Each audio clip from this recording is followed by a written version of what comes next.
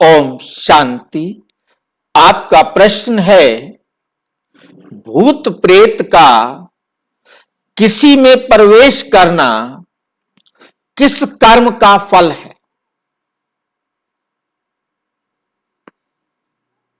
बहुत अच्छी सी बात पहले समझ लेनी है।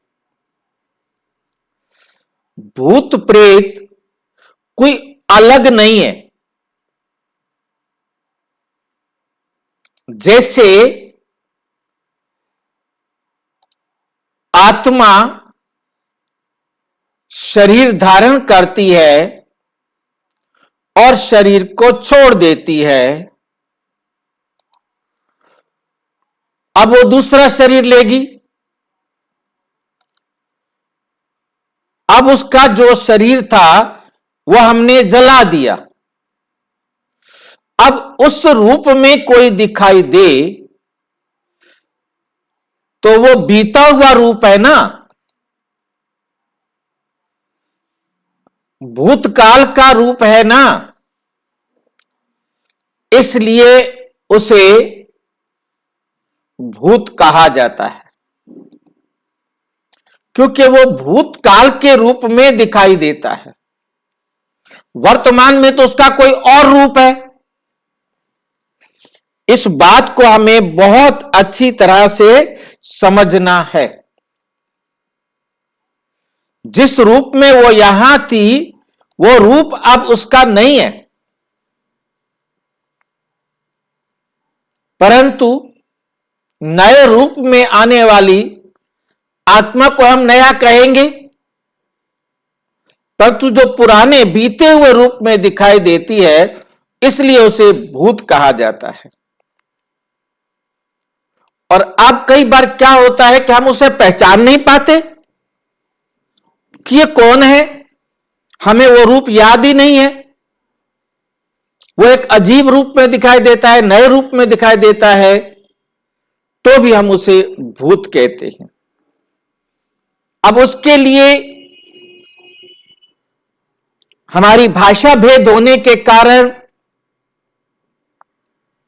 अलग अलग जगह पर अलग अलग नाम दिए गए।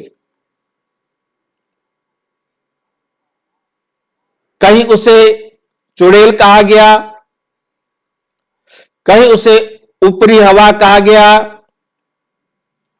कहीं उसे प्रेत कह दिया।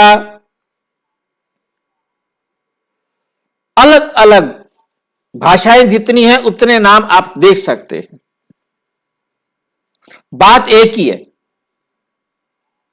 यह रोल आत्मा का है। जो आत्मा किसी में प्रवेश करती है और उसके शरीर को सुख भी दे सकती है और दुख भी दे सकती है। दुख दे रही है या सुख दे रही है उतना ही देगी जितना आपने उस आत्मा को कभी दिया था।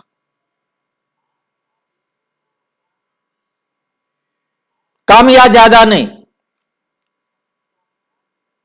जितना आपने दिया था उतना ही वो देगी।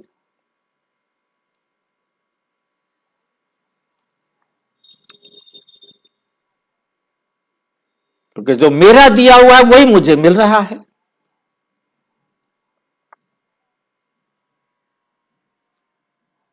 तो जो आपको मिल रहा है वो आपने दिया था, वही आपका कर्म था। अब सबके कर्म एक जैसे नहीं हो सकते, सबको एक जैसा दुख व सुख नहीं मिल सकता। सबको जाकर भूत प्रेत या आत्माएं प्रवेश करके दुख नहीं देती या सुख नहीं देती। जिनके साथ उनका कार्मिक अकाउंट है, जितना कार्मिक अकाउंट है उतना ही वो सुख व दुख देंगे, कम या अधिक नहीं देंगे। इसमें परमात्मा भी चाहे तो उसे बदल नहीं सकता। कई कहते हैं हम उसके पास गए, भूत निकाल दिया उसने, एक भूत तो निकाल दिया, दूसरा नहीं निकलता। कोई नहीं निकाल सकता और कोई नहीं डाल सकता। ये लाइन याद रखनी है। ना कोई निकाल सकता है, ना कोई डाल सकता है। बहाना बन सकता है कि उसके पास जाने से निकल गया, आपने उनको कर्जा देना था, वो कर्जा देने के लिए आप गए, भूत ने आप में प्रवेश किया ताकि आप उसे जाकर कर्जा दे, और कर्जा देने के बाद हिसाब बराबर हो गया तो भूत चला गया। आपके साथ हिसाब बराबर हुआ, आपने उसका पैसा देना था, वो पैसा दे दिया। भूत के साथ आपको सुख दुख का हिसाब बराबर हो गया, वो चला गया। और यदि हिसाब बराबर नहीं हुआ तो कुछ दिन बाद चला जाएगा। आखिर जाना तो है जिस समय उस आत्मा का आपके साथ हिसाब किताब बराबर होगा तभी जाएगा, चाहे आप किसी को पैसे दें चाहे किसी को ना दें, कहीं से झाड़ फूक करवाए चाहे ना करवाए।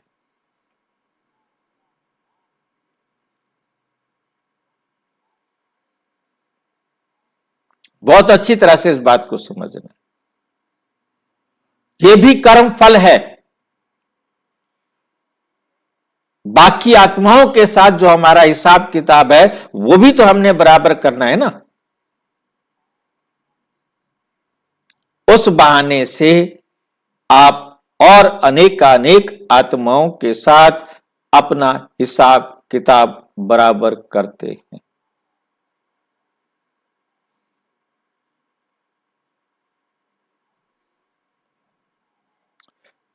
तो हमें समझ में आ गया कि कर्म आत्मा करती है। जो सुख व दुख का कर्म आत्मा ने किया है, जिस जिस आत्मा को दिया है, या तो वो शरीर लेकर किसी संबंध में आकर अपना हिसाब किताब बराबर करती है, किसी कारण से कुछ ऐसा शरीर ले लिया है जिसे छोड़कर या जिसके परिवर्तन करके वो आत्मा के रूप में प्रवेश करना चाहती है तो कर सकती है। बाकी उसने करना है तो उसे कोई रोक नहीं सकता। जब करना है, जिस समय करना है, उसी सेकंड आत्मा प्रवेश करेगी और अपना पार्ट के और अच्छी तरह से समझना हो तो अपने समीप के किसी भी प्रजापिता ब्रह्मा कुमारी ईश्वरीय विश्वविद्यालय से संपर्क करें। और यदि कोई प्रश्न हो तो 9213106986 पर केवल टेलीग्राम करें, 9650692270 पर केवल व्हाट्सएप करें, फोन नहीं। ओम शांति।